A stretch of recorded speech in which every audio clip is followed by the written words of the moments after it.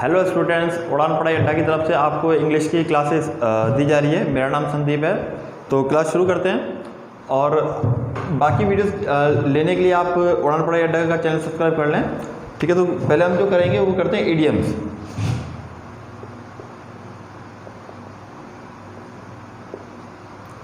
तो इडियम्स जो होते हैं मुहावरे होते हैं। ठीक है, तो पहला देखते हैं।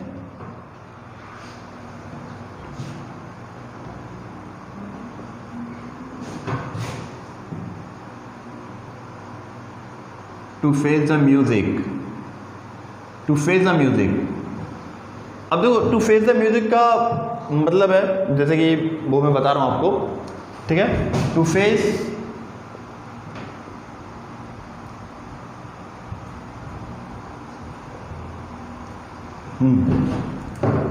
To face opposition.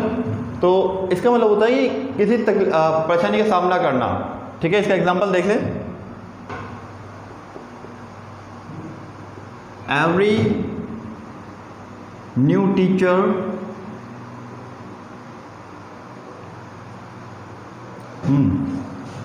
every new teacher has to face the music, has to face the music.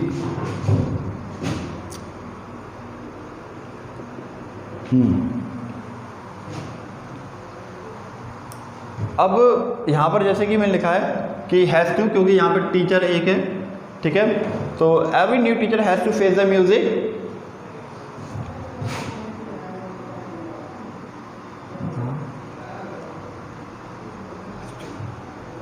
On the first day in the class.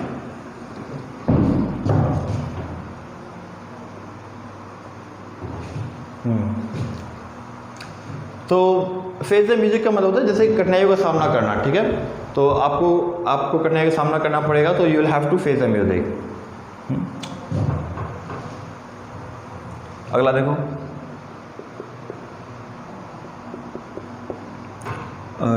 To make out, to make out. अब मेक आउट का मतलब होता है to understand.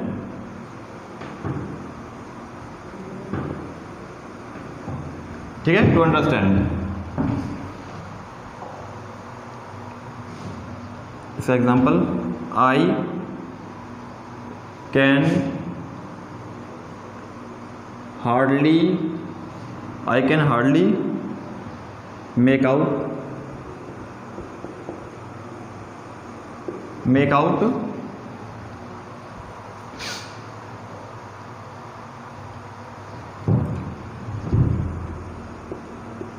any meaning. I can hardly make out any meaning your speech. ठीक है, तो I can hardly make out any meaning, तो यानी कि मैं मुश्किल से ही कोई जो आपकी स्पीच का कोई मुश्किल से ही जो मैं समझ पाया मीनिंग। अब जैसे पास्ट समझ सकता हूँ, सॉरी, पास्ट में करेंगे तो ये फिर यहाँ पे ये मेड आउट, इसका मेक का जो है सेकंड फॉर्म कर देंगे। ठीक है, तो कैन का मतलब मैं मुश्किल समझ सकता हूँ। हार्डली जो है होता है वो नेगेटिव सेंस देता है। ठीक है, अगला देखो, इसे मैं मिटा देता हूँ। ठीक है, तो ये समझ में आ गए होंगे। तो फेस द म्यूजिक और मेक आउट का मतलब अंडरस्टैंड।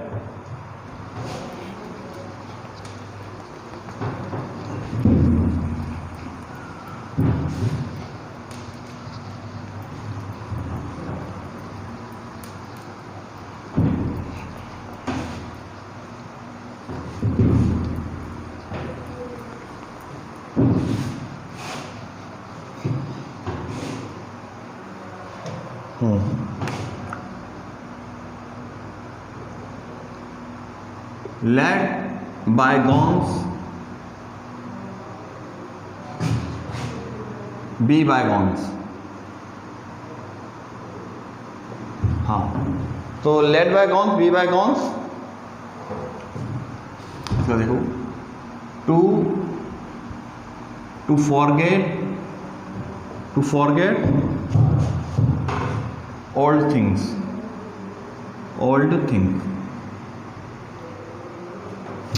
ठीक है।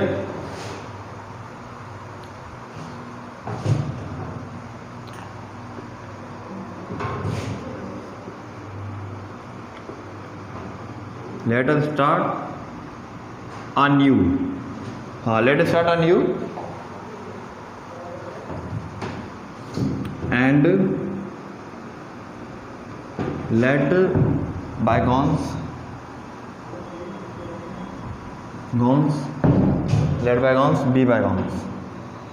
be bygones। तो यानी कि जो चीज़ें उनको जाने दो, छोड़ो उनको, ठीक है। तो ये होता है late bygones be bygones।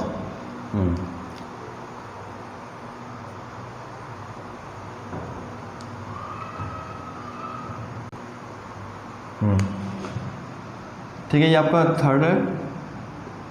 Fourth देखें,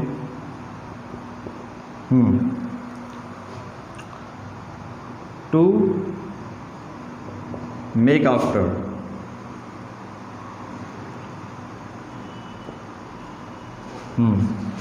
मेक आफ्टर इसका होता है टू परस्यू, टू परस्यू, इसको चेस भी कहते हैं, ठीक है।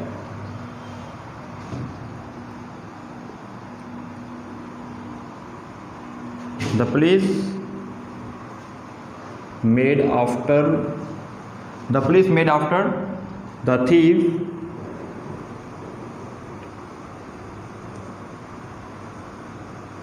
and caught him,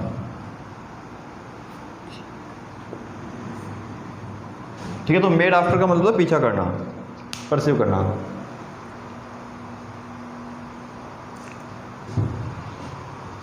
ठीक है, अगला देखें आप।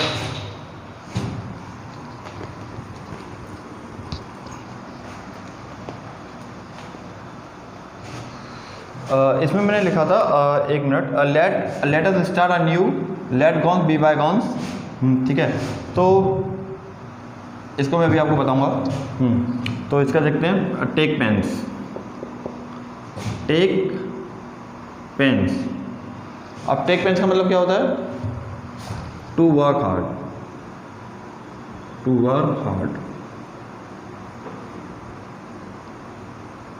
ठीक है। तो वर्क हार्ड का मतलब समझ गए होंगे आप कि मेहनत करना होता है। तो इसका एग्जांपल देख लें। नथिंग कैन बी गेन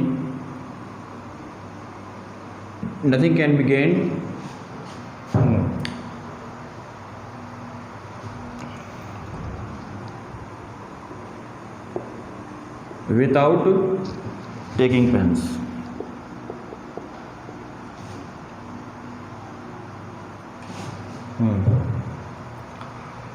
तो टेक पेन्स का मतलब होता है मेहनत करना। तो you will have to take pains to crack this exam, ठीक है। तो आपको मेहनत करनी पड़ेगी, ठीक है। तो पेन्स, अच्छा हाँ, तो मैं ये बता रहा था कि लेट अस अ न्यू, तो ये अ न्यू जो लिखेंगे वो ऐसे ही लिखेंगे मिला के, तो इसका मतलब होता है नए सिरे से शुरुआत करना, ठीक है। तो आज के जो इडियम्स मैंने पढ़ाए हैं वो है face the music. Face the music का मतलब होता है कि कठिनाई का सामना करना। तो you will have to face the music in your life. And अगला है मेक आउट का मतलब होता है अंडरस्टैंड, ठीक है। तो अगला है लेट बायगॉन्स बी बायगॉन्स, तो यानी जो हुआ सो हुआ, ठीक है। आगे करते हैं, ठीक है। और मेक आफ्टर, हाँ मेक आफ्टर का मतलब होता है पीछा करना, ठीक है, परस्यू, और चेस भी कहते हैं इसको। अगला है टेक पेन्स जो मैंने बताया आपको, टेक पेन्स का मतलब होता है वर्क हार्ड, ठीक है। तो इस तरीके के आप जो इंग्लिश सीख रहे हैं तो अपने इंग्लिश में अपने इडियम फ्रेजेस को यूज़ करें, ठीक। तो ठीक है, तो आगे करते हैं, ठीक है। हम करेंगे, वो करते हैं one word.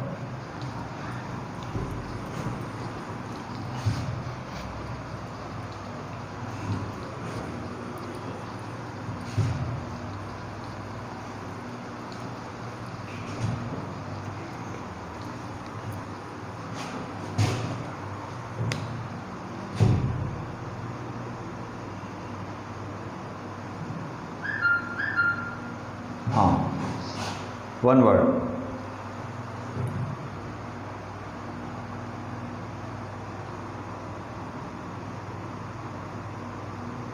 The worship of idols and images.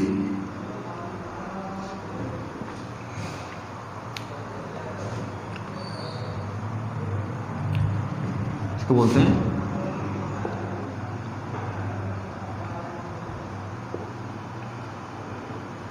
Idolatry, images. ठीक है, इमेजेस। तो इसको बोलते हैं आइडोलेट्री। ठीक है, तो मूर्ति जो पूजा करते हैं उसको आइडोलेट्री बोलते हैं। अगला देखो, a thing which can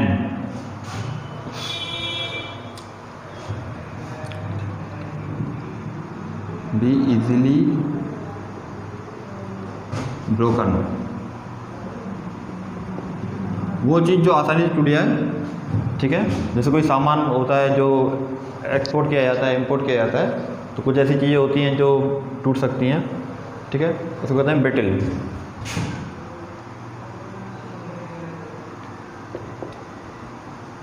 ठीक,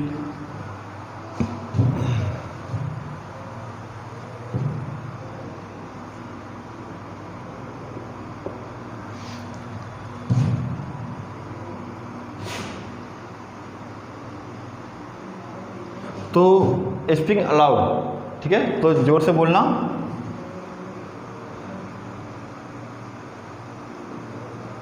व्हाइल अलोन मतलब कि जब अकेले होते हैं तब बोलना।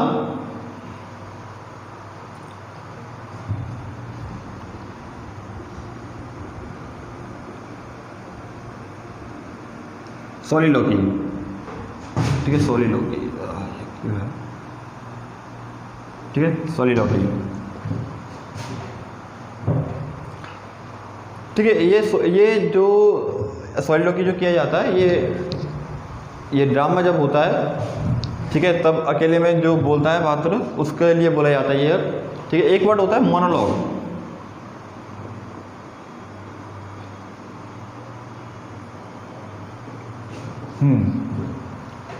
मोनोलॉग। अब वैसे मोनो का मतलब होता है अकेला, सिंगल, और लॉग का मतलब होता है स्पीच। ठीक है, अब सोलिलोकी और मोनोलॉग में क्या अंतर होता है ये आपके लिए मैं छोड़ रहा हूँ। ठीक है, आप बताएं व्हाट्सअप करके या यूट्यूब पे ही अपने। ठीक है, तो ठीक है, अगला करते हैं अभी हम।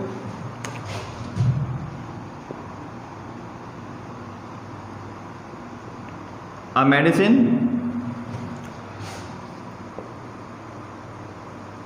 that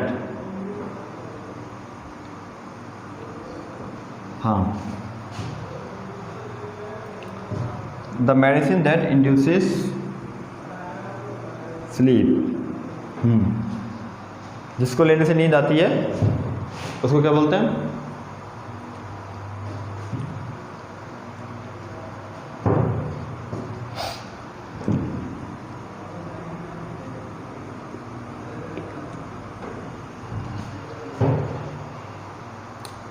narcotic. ठीक है, अगला देखो,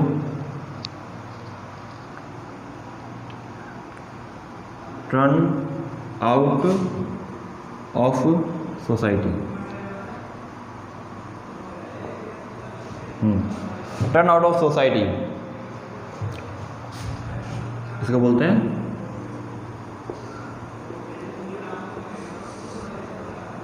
ऑस्ट्रेसाइज। ठीक है, ऑस्ट्रेसाइज।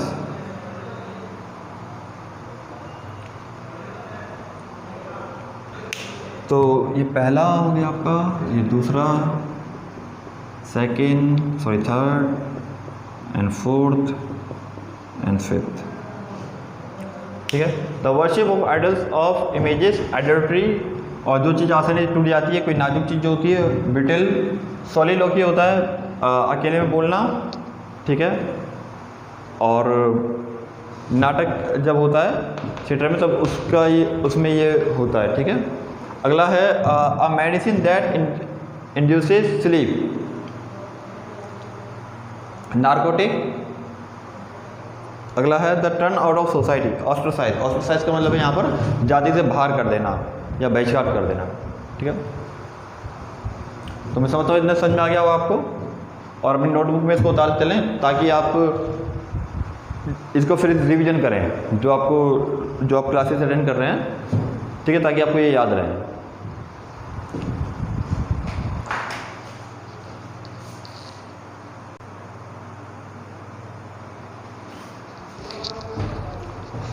ठीक है, अब आगे करते हैं। वन वर्ड सब्स्टिट्यूशन हो गए। तो आज आपको 5 वन वर्ड सब्स्टिट्यूशन और 5 इडियम्स कराए मैंने आपको।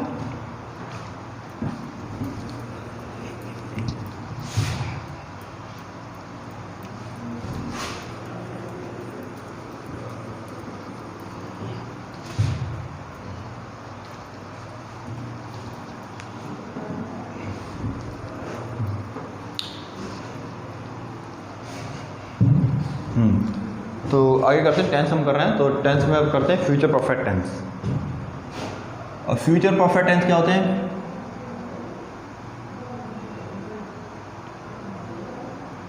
फ्यूचर परफेक्ट टेंस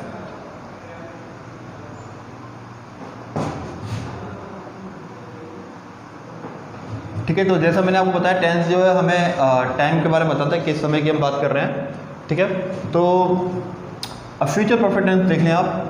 पहले जैसे सब्जेक्ट आएगा, सब्जेक्ट आपको पता ही होगा, और जैसे आई, वी, यू, राम, श्याम, ठीक है, सब्जेक्ट। इसके बाद यूज होता है विल का, और will have, I will have, जैसे, और फिर जैसे कि यहाँ पर हैव लगा हुआ है तो इसलिए वर्ब में थर्ड फॉर्म का यूज़ होगा, ठीक है। फिर बाकी आपका ऑब्जेक्ट, जो आपका नाउन जो भी रहेगा आपके, ठीक है ना, इस तरीके से आपका सेंटेंस यूज़ होता है। तो कई बार लोग इसमें कंफ्यूज हो जाते हैं कि जैसे कि थर्ड पर्सन के लिए हम जैसे बात करें तो she will has, she will has, ये she will has written a letter, written a letter. तो याद रखिए कि जैसे कि यहाँ पर विल, शी के साथ हमने फ्यूचर परफेक्ट टेंस की हम जब बात कर रहे हैं तो इसमें हैज़ का यूज़ नहीं होगा, ठीक है। तो विल के संग हम जो है यूज़ करेंगे वो हैव का यूज़ करेंगे, और वर्ब की जो है वो थर्ड फॉर्म ही आएगी इधर, ठीक है। तो ऐसे नहीं कि आप थर्ड पर्सन देखें तो आप कहें कि इधर विल के संग हम, तो विल के संग हम जो है कि हैज़ का यूज़ करेंगे अगर थर्ड पर्सन है तो यहाँ पर हम जो यूज़ करेंगे वो हैज़ का नहीं, हैव का ही यूज़ करेंगे, ठीक है। तो अब सेंटेंस करते आगे हम। अब इसका जैसे कि हम हिंदी जो करेंगे, ठीक है, कि ये काम मैं कर चुका हूँगा। अब जैसे कि एग्जांपल देखें इसका, you will have gone home, you will have gone home before he comes, he है ना, तो ही के संग जो है फर्स्ट फॉर्म लगाएंगे, ही कम्स, ठीक है। अगला देखो, ही विल हैव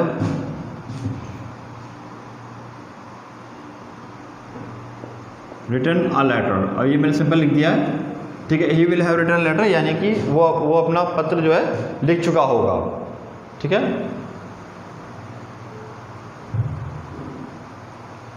तो इसका मतलब होता है हो चुका होगा, ठीक है। तो you will have gone home before he comes, यानी तुम जा चुके होगे, ठीक है, उसके आने से पहले।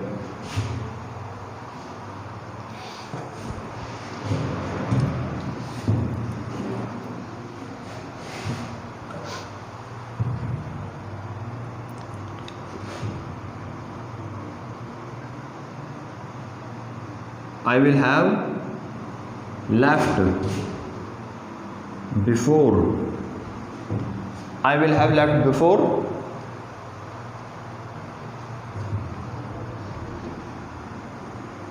You come.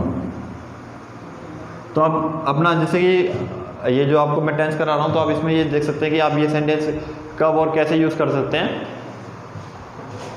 अपना हिंदी मतलब जैसे आप बोलने में। अब इसका नेगेटिव बनाएंगे तो आई विल नॉट हैव, तो हैव लगाया तो यहाँ पे वर्ब की third form completed, I will have not completed my work.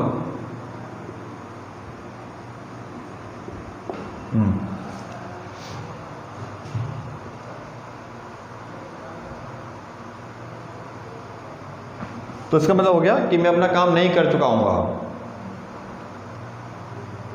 अब इसके आगे लगाना कुछ, तो I will have not completed my work before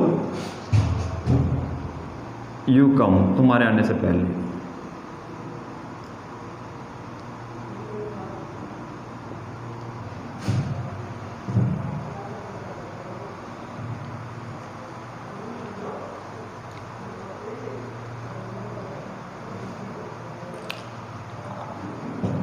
अगला देखो, ही विल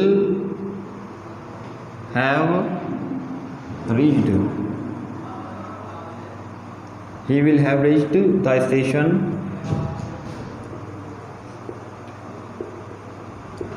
हाँ, तो he will have reached the station यानी वो ट्रेन वो स्टेशन पहुंच चुका होगा, ठीक है। बिफोर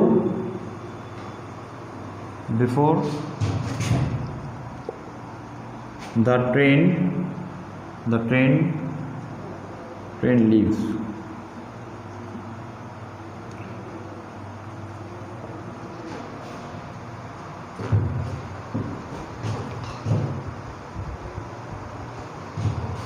तो मैं समझता हूँ आपको ये समझ में आ गया होगा, ठीक है। तो I will have completed my work यानी कि मैं अपना काम कर चुका हूँगा। I will have attended my class. तो मैं नहीं समझता हूँ कि इसमें आपको कोई दिक्कत होगी। विल हैव के साथ याद रखना कि थर्ड फॉर्म लगेगी, ठीक है। तो ठीक है, तो अगर कोई इसमें कोई आपको दिक्कत हो, जो मैंने आपको पढ़ाया है idiom phrases, one word substitution और फ्यूचर परफेक्ट टेंस आज हमने किया है, ठीक है। तो आप मुझसे पूछ सकते हैं। तो बाकी आपको मेरा कॉन्टैक्ट नंबर है ही, और चाहे तो मैं आपको अपना कॉन्टैक्ट नंबर दे देता हूँ 9319484947, ठीक है। ये मेरा कॉन्टैक्ट नंबर है। और किसी तरह का आपको कुछ पूछना हो तो आप मुझसे टॉपिक से रिलेटेड, क्लास से रिलेटेड आप मुझसे पूछ सकते हैं, ठीक है। तो आज इतना ही करते हैं, ठीक है।